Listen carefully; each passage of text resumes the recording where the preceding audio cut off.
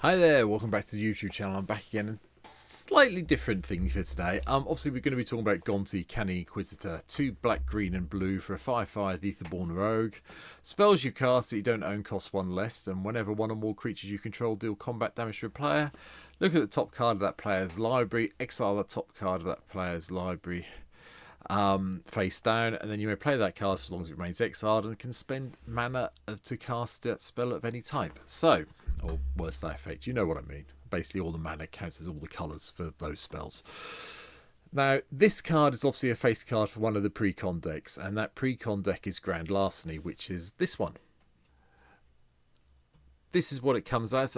It's unusual for me. I'll talk about why in a minute. But this is the Grand Larceny deck as it stands. So Slitherblade, Triton, Baleful Strix, Docks in there. A few other cards. I'll link it down below. You can have a look at it. On mtgo, it's pretty good value. You buy it for $29.99 and it's worth, at the moment, $42 in real life, or 34.23 tickets. So you're making, what, four and a half tickets on it. So it's pretty good from that point of view, which is one of the better value mtgo ones that you can go and pick up at the moment. However, I took this because this version of Gonti, Canny, Inquisitor isn't the one you get. You get the full version. It's the only one that's available online at the moment, and it's going for about 23 tickets, I think, the last time I looked. So I treated myself and picked up this deck itself, and I thought it'd be quite nice to show how I've changed Gonti around. So my version of Gonti is this one, which I will go through now. You can see this is a changed one because it's virtually doubled in mtgo price line, and yeah, the tabletop version is a lot more expensive, but I think it's worth going through it and showing the differences. You can compare and contrast, but I'm just going to talk about this deck itself, but you can see them both down below. So what I want to do is take advantage of the fact, Gonti's gone a bit small, making a bit bigger. Whenever one or more creatures you control deal combat damage, you get to exile the top card. So I want lots of things that are basically unblockable in the deck. There wasn't that many in the original one, so we've added in Changeling Outcast, we've added in Ginger Brute, Mistcloak Herald, Sliver the Blades is here, Tormented Souls here, Triton Stalker, Shore Stalker. They're all things that come in at 1 mana, can't be blocked, or I can't block themselves, but we just want the can't be blocked thing. Ginger Brute, a bit of an exception. It can be blocked by creatures with haste, but you know,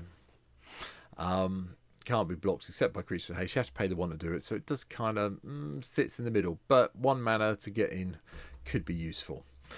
The rest of the creatures go through here. So Baleful Strix is in. Elusive Spell Fist, whenever you cast a non-creature spell, it gets +1/+0 and can't be blocked this turn. So you get it for 2 with this one, which is a little bit better. Invisible Stalker from back in the day also makes an improvement, and it's hexproof, so that really does mean sure it gets through. Metathrain Soldier is also unblockable. Unfortunately, it hasn't got hexproof, so it's not quite as good as Invisible Stalker, but it gets us there. River Sneak is unblockable, and whenever another Merfolk enters, it gets +1/+1. I don't think I've got any more in the deck, but there might be when we get to it, and I've forgotten. Solana Ledgewalker can't be blocked except by creatures with flying. And it's kind of got hexproof itself. Thieving Skydivers here. Yes, it has flying. This is purely here to nick other people's artifacts. Please nick everything you can off your opponent to help you cast your spells you're exiling. Thieving Varmint is one of the cards that stays in the deck itself from Gonti. Death Touch and Lifelink for a 2/1 for 2 mana. Good anyway, and then you can pay 1 life and add 2 mana of any one colour, but you can only use that mana to spend spells you don't control. So it's very much linked to Gonti or anything else that thieves spells, so bear it in mind going forward if you're playing black. Tower Winder lets you go and find your command tower, which you really can't complain about for a green and a colourless. This should go in every multicolour green deck that has going. The chance you're playing command tower in your mono green deck's remote, but if you're playing green X of anything, make sure you've got one of these to go in your deck. Edric the Spymaster with Tress lets you draw the cards, and then I've added in Loyal Drake, so we could draw a card when we've got Gonti in play. Loyal Subordinate, so we get each opponent to lose 3 when we have Gonti in play. Shadow Mage Infiltrators in the deck itself originally. Go for the whole combat damage, draw a card. Has Fear, so it can't be blocked except by black and artifact creatures. Thassa, God of the Sea, I've added in just to make creatures unblockable by paying blue and 1. Thief for Sanities in the original deck, just so we can have the whole nicking cards again, which we want to do with this deck, and that's what we're aiming to do. These two are also in there. Ukume's Shadow Stalker was in, can't be blocked. When it leaves the battlefield, deals X damage to target player and you gain X life, where X is its power. And Kazur Ruthless Stalker, whenever a creature you control deals combat damage to player, put a +1/+1 counter on that creature. They're a nice little partner pair that goes in this deck and probably do deserve their own deck at some stage. The original Gonti I added in just because we had, you can have one Gonti, you might as well have both in. Hostage Taker makes an appearance to go and steal an artifact or a creature and then spend mana of any colour to cast it and get it on to play your side. Savvy Trader is in the original Gonti deck. Enter battlefield, exile target permanent card from your graveyard. You may play that card for as long as it remains exiled. Spells you cast from anywhere other than your hand cost 1 less to cast. This is going to be very good in any of the other decks. Full Tell decks spring to mind. Anything that's got, not Suspend, Full Tell. Anything that exiles, so green-red exile decks, another card I think people need to pick up because we like playing around with the exile zone in Commander more than we do anywhere else. I also added in Toski, Bearer of Secrets, so we can go and get the extra card draw. Felix 5 Boots, I covered this the other week, but this actually comes in the deck itself, so hey, Felix is here, might as well have him back. The other Lieutenant in the Loyal Guardian to make all our creatures bigger as long as we control our commander. Everyone gets a +1/+1, which is quite nice when you've got things that can't be blocked going through, I have to say. Oran Frostfang makes all our attacking creatures gives all our attacking creatures death touch, and then whenever a creature you control deals combat damage to a player, you draw a card. Again, originally in the original deck. I wanted Oja Kazlim in the deck because it's a green card. I like playing this card, and I'm not going to say any more than that. Smirking Spelljacket, again, in the original deck itself. Enters the battlefield, you can exile target spell an opponent controls, and then when it attacks, you can cast it without paying its mana cost. So, yeah, keep your eyes open for a good time to use this up. Orochi Soul Reaver, again, from the deck itself. It's the only thing that's in ninjutsu. There was a lot of ninjutsu stuff in the deck, and I wasn't that keen on it. I think there's better ninja decks, but I kept this one in because whenever one or more creatures you control deal combat damage to a player, you create a treasure token and manifest the top card of that player's library. So, yeah. Again, another card that's also in the deck was Brainstealer Dragon. Beginning your end step, exile top card of each opponent's library and play those cards as long as they remained exiled. Spend mana as anything. And whenever a non-land permanent opponent controls enter the battlefield under our control, they lose life equal to its mana value. Gives you a nice way of sucking them out a bit more life.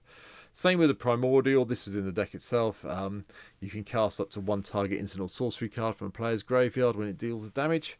And if the card cast this way will be put into a graveyard, you get to exile it. And finally, Thieving Amalgam. At the beginning of each opponent's upkeep, you manifest the top card of their library, and whenever a creature you control but don't own dies, its owner loses 2 life and you gain 2 life. So when all those manifested things snuff it, you start draining people. So yay. Spell wise, Ghost Form I added in to make 2 creatures unblockable. Nature's Law for a little bit of ramp along with Rampant Growth 3 visits. I've added, I can't remember which 2 were in here. 2 of them were, 1 wasn't, so I think it was Nature's Law was missing. Predator's Hour I really did like until the end of turn. Creature you control gain menace. That makes them really difficult. And whenever this creature deals combat damage to a player, exile the top card of that player's library face down. Blah de blah de blah. Just keep on playing. It just stays in the exile zone. You can play it whenever you want to. Siphon Insight appears as well. Look at the top 2 cards of an opponent's library. Exile 1, put the other on the bottom of that library. You may play the exiled card as usual. Godoma's Reach for a bit more ramp. Villainous Wealth was in the original deck. I've had this a couple of times in drafts in the current set, and I just love it, and so it stayed put where it is. Arcane Heist also comes in from this set. You may cast target instant or sorcery spell from an opponent's graveyard without paying its mana cost. If that spell would be put into their graveyard, exile it instead. And it's got Cypher. For those of you who don't remember Cypher, it means you put this spell on a creature, and when the creature deals combat damage to a player, you get to cast that spell again. So it's really great to get this onto especially something like the Invisible Stalker. Really good little combo there that's going to go on. Stolen Goods. Exile cards, target opponent exiles cards from the top of their library until they exile a non-land card. Till the end turn, you can play that card in that mana without paying its mana cost. Full steam ahead. All the creatures we control get +2/+2 and trample and can't be blocked by more than 1 creature. like this new version of Overrun, that's for certain. And Heartless Conscription, again the card that came with the Gonti set itself, deck itself. Exile all creatures. For each card exiled this way, you may play that card for as long as it remains exiled. The mana of any colour can be spent to cast it, etc, etc, etc. The only downside is the Heartless Conscription then goes to the exile zone. You can't use it again, which is a bit sad. Ramp wise, Soul Ring, Arcane Signet, Dreams Thief Bandana is a piece of equipment that comes in the Gonti deck as well. Whenever a equipped creature deals combat damage to a player, look at the top card of that library, exile it, you can play it, la-di-da-di-da. Another way of exiling people's cards. I've added in all the medallions and Felwar Stone. Don't think it was in the original one, it might have been. And then I've also added in the talismans in each of the colours to help us ramp, because we want to get there, and Gonti gets quite expensive when they've been killed off a couple of times. Few enchantments, nothing too major. Aqueous Form was in the original deck, so we can make something unblockable. Same, I've added in Strutter's Walk to give them flying. Enchanted creature can only block creatures with flying, with a bit of a downside, but yeah, it helps. Cunning Rhetoric was in the original deck as well. Whenever an opponent attacks you or one of your planeswalkers, you control exile top card of that player's library. You may play it, la-di-da-di-da. And Mind's Dilation was in the deck as well. Whenever an opponent casts his first spell each turn, they exile top card of their library. If it's non-land, you may cast it without paying its mana cost, and get your opponents upset by nicking the stuff they're really probably hoping to keep. The land base I did play around with a little bit. We added in the shock lands, we added in some of the check lands, and it comes into play unless you control 2 or more lands. They're all in here. Exotic Orchard, Fabled Passage.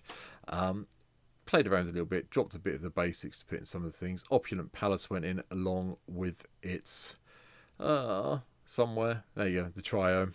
I knew it was here somewhere. The cycling version of it. Added in the Cradle of Growth and Urborg.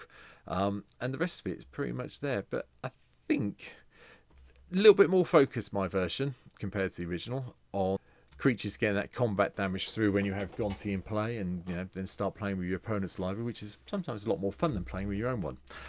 But that's it for today. Like I say, I've linked the original Grand Larceny deck list down below. You can go and have a look at that.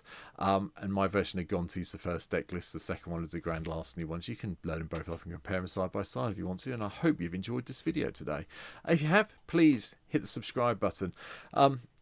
Obviously, as you've probably worked out by my t-shirt, I'm doing all of these videos on one day, and in between yesterday's video and today's video, so 24 hours for you, an hour and a bit for me. I've got another subscriber, so I'm at 419 now, so thank you, whoever you were. So if you can, hit the subscribe button, help me get as close as that 500, and I'll be back tomorrow with something that I missed out from a long time ago, and I'm rectifying it tomorrow. So for now, take care, and I hope to see you soon. Bye.